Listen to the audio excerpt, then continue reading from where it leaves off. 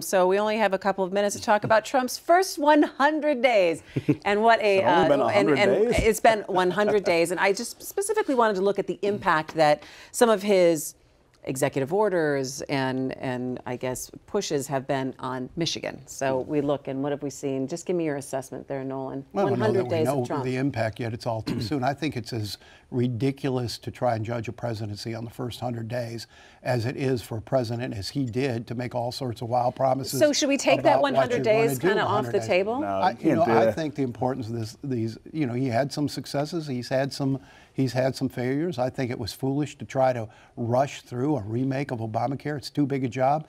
That's a job that ought to take a year and a half or longer. But you look at this guy came in with not a great deal of support in terms of his approval ratings.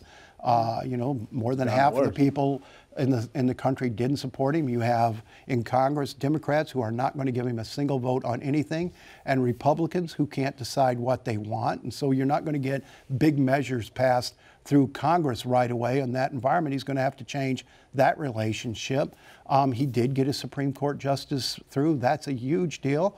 He did send a pretty solid message with his Syria strike that when America says we're not going to tolerate something, we're not going to tolerate something. I think, a lot of the things he didn't get done, we ought to be glad he didn't get done. I think you got to look at these things historically, and if you talk to historians who study the presidency, they will talk about the unprecedented, chaotic nature of this presidency in its first 100 days. It has not found its footing. It's not found its sort of mode of governance or leadership. And I don't think, I'm not rooting for this to fail. I think we all need him to succeed. And I will say something that may surprise people.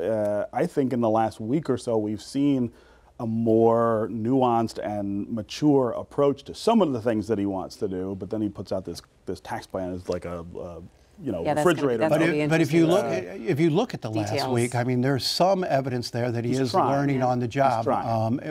He's backed off the wall, changed his tone on North Korea, changed his tone on NAFTA. There's some evidence that the people around him are starting to influence him, and that's the most important thing for a new president, particularly one who comes out in with completely no experience in politics. We're going to also have to look at impact if they come back around on immigration, and also for Michigan, Great Lakes. Impact in Michigan, immigration, disaster in Southwest Detroit. It's huge. And we're going to talk about that, in a second. Finally.